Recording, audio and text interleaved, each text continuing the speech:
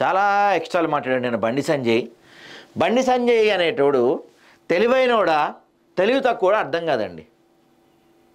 మంచి స్వింగ్లో ఉన్నప్పుడు ఏదో ఒక మాట మాట్లాడతాడు, పెద్ద ఇష్యూ అవుద్ది దానివల్ల.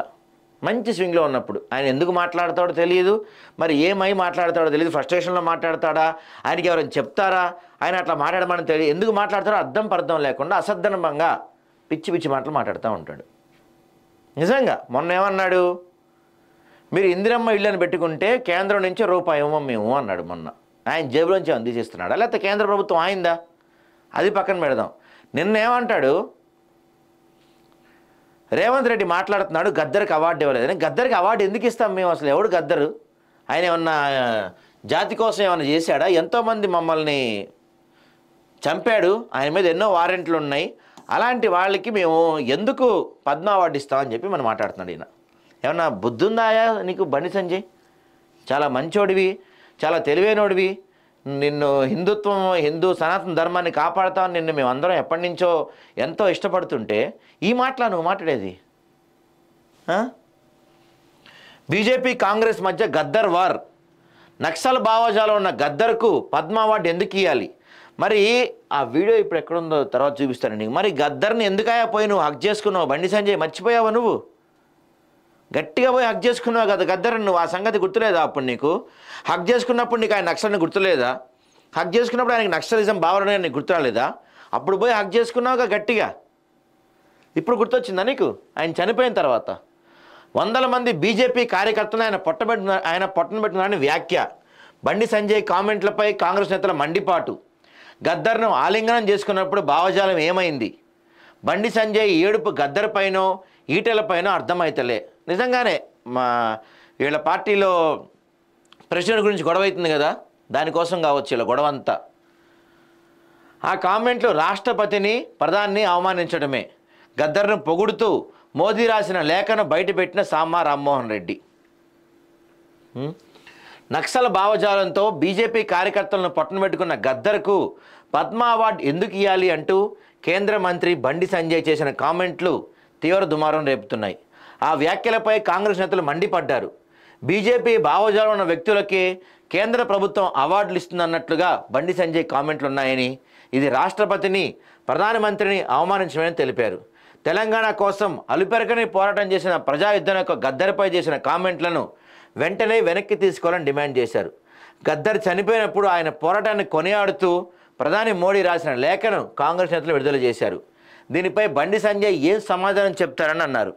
ప్రజాయుద్ధం యొక్క గద్దర్ను ఆలింగనం చేసుకున్నప్పుడు బండి సంజయ్కు ఆయన భావజాలం గుర్తు రాలేదా? ఆర్ఎస్ఎస్ బీజేపీ భావజాలం ఉన్న వాళ్ళకే పద్మ అవార్డులు ఇవ్వాలని రాజ్యాంగంలో ఉందా? మాజీ మావోయిస్ట్ ఈటలను పార్టీలో చేర్చుకొని ఎంపీ టికెట్ ఇచ్చింది బీజేపీ అని, అలాంటి పార్టీకి చెందిన సంజయ్ గద్దర్ విషయంలో మరోలా మాట్లాడడం ఏంటని ప్రభుత్వ విప్ ఆది శ్రీనివాసరావు ప్రశ్నించారు. నిజంగానే ఈయనకి పిచ్చి బట్టన్నా ఉండాలి, లేకపోతే ఒకవేళ దాన్ని ఏమంటారు అధ్యక్ష పదవి ఈయనకి ఇవ్వట్లేదు అనేమన్నా హింట్ వచ్చిందేమో ఈయనకి, ఆ బాధలో అన్న మాడి ఉండాలి, అంతకుమించి ఏముంటుంది? ఇదిగో ఈయన ఆది శ్రీనివాస్ చెప్తున్నాడు చూడండి, అసలు ఈయన ఏడుపు గద్దర్ పైన ఈటెల పైన. మాజీ నక్సలైట్ ఈటలను బీజేపీలో చేర్చుకొని ఎంపీ టికెట్ ఇవ్వచ్చు, కానీ గద్దర్ లాంటి వారికి పద్మ అవార్డులు ఇవ్వడం అభ్యంతరకరమా అని బండి సంజయ్పై ప్రభుత్వ విప్ ఆది శ్రీనివాస్ ఫైర్ అయ్యారు. సోమవారం సీఎల్పీలో ఆయన మాట్లాడుతూ మాజీ నక్సలైట్ని పార్టీ అధ్యక్షుడిగా చేసుకునే ఆలోచనలో బీజేపీ ఉన్నట్లుంది. బండి సంజయ్ ఏడుపు గద్దర్ పైన లేక ఈటెలపైన?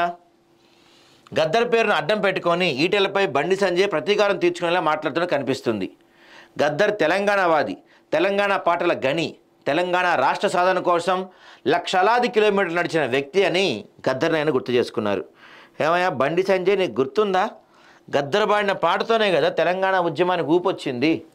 మీరు అనొచ్చు ఒక పాటతో అయిపోద్దాను, ఒక పాటతోనే రేవంత్ రెడ్డి గెలిచాడు మొన్న. గద్దర్ పాడిన ఆ పాటతోనే, పోరు తెలంగాణ పాటతోనే తెలంగాణ ఉద్యమం నెక్స్ట్ లెవెల్కి వెళ్ళింది. మరి మీ పార్టీలో ఎంపీ ఉన్నాడు కదా, ఆయన ఏంది ఈటెల? ఇప్పుడు నీ ఫ్రస్ట్రేషన్ ఏంది? నీకు అధ్యక్ష పదవి అని ఇవ్వట్లేదా? ఏమన్నా మాట్లాడేటప్పుడు పెద్దవాళ్ళ విషయంలో మాట్లాడేటప్పుడు రెండుసార్లు ఆలోచించుకొని మాట్లాడాలి, పిచ్చి పిచ్చిగా మాట్లాడకూడదు. గద్దర్ పోరాటాన్ని మోడీ పొగిడింది మర్చిపోయావా? గద్దర్ చనిపోయినప్పుడు ఆయన పోరాటాన్ని పొగుడుతూ ఆయన కుటుంబ సభ్యులకు ప్రధాని నరేంద్ర మోడీ రాసిన లేఖ విషయాన్ని బండి సంజయ్ మరిచిపోయారా అని పీసీసీ మీడియా కమిటీ చైర్మన్ సామా రామ్మోహన్ రెడ్డి ప్రశ్నించారు. తెలంగాణ రాష్ట్ర సాధన కోసం ప్రతి ఒక్కరిని కదిలించిన వ్యక్తి గద్దరని, తెలంగాణ ఉద్యమంలో సంజయ్ పాత్ర ఏంటో చెప్పాలని డిమాండ్ చేశారు.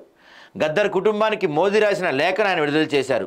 బండి సంజయ్, రాముల మారు మీద ఒట్టి వేస్తావా, రాజ్యాంగం మీద ఒట్టేస్తావా చెప్పు. కేంద్ర మంత్రిగా చేస్తున్న వ్యాఖ్యలు దురుద్దేశంతో చేసినట్లుగా తెలంగాణ ప్రజలను మోసం చేసే విధంగా ఉన్నాయి. తెలంగాణ ప్రజలు ఖచ్చితంగా బీజేపీకి బుద్ధి చెప్తారు. ఖచ్చితంగా చెప్పాలి కూడా. 8 మంది ఎంపీలని 8 మంది ఎమ్మెల్యే అనవసరంగా గెలిపించాం మనం వీళ్ళ కోసం. అనవసరం ఇలాంటి పిచ్చి పిచ్చి మాటలు మాడేది నువ్వు. బండి సంజయ్, నువ్వు ఎంత సీనియర్ అయ్యా నువ్వు. అరే మన సనాతన ధర్మం గురించి లేకపోతే హిందూ భావజాలం గురించి బీజేపీ గురించి పోరాడుతూ ఉంటావు అని నిన్ను అందరూ ఇష్టపడతారు. నీ అసలు నేను ఇదా బయటకు వచ్చింది ఇప్పుడు నీలోంచి. ఒక చనిపోయిన వ్యక్తి గురించి అలాంటి మాటలు మాడేది ఇదేనా నీ గొప్పతనం, ఇదేనా నీ సంస్కారం బండి సంజయ్? అరే నిన్ను ఇంతకాలం ఇష్టపడింది నిన్న అని ఇప్పుడు మేము బాధపడుతున్నాం అంటే ఏంటి? మీ బీజేపీకి అనుకూలంగా ఉన్నవాళ్ళు, బీజేపీ భావాలు, ఆర్ఎస్ఎస్ భావాలు ఉన్న వాళ్ళకే మీరు పద్మ అవార్డులు ఇస్తారా? మరి అజిత్కి ఏముందని ఇచ్చారు, శోభనాకి ఏముందని ఇచ్చారు, బాలకృష్ణకి ఏముందని ఇచ్చారు? బండి సంజయ్ గారు మీకు తెలుసో లేదో పద్మ అవార్డులు వాళ్ళకి ఏ భావాలు ఉన్నాయా, వాళ్ళు ఏ పార్టీ వాళ్ళని చూసి ఇవ్వరు. వాళ్ళు చేసిన సేవకు గుర్తింపుగా ఇస్తారు. ఈ మాత్రం కూడా తెలియకుండా మీరు ఎంపీగా ఉంటాం, కేంద్ర మంత్రిగా ఉంటాం, తెలంగాణ ప్రజలుగా మేము చేసుకున్న దౌర్భాగ్యం. అంతకు మించి ఏమీ లేదు.